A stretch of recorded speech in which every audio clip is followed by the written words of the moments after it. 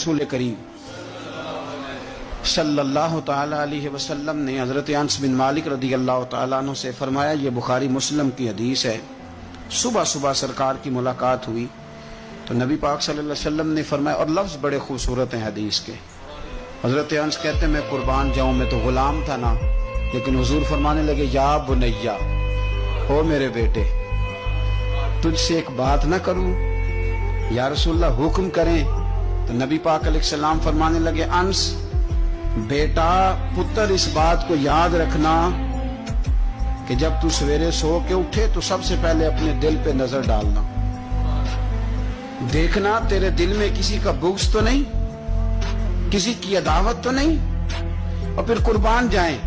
نبی پاک صلی اللہ علیہ وسلم نے یہ نہیں فرمایا کہ تجھے اتنی جزا ملے گی، اتنا ثواب ملے گا، اتنا اجر ملے گا۔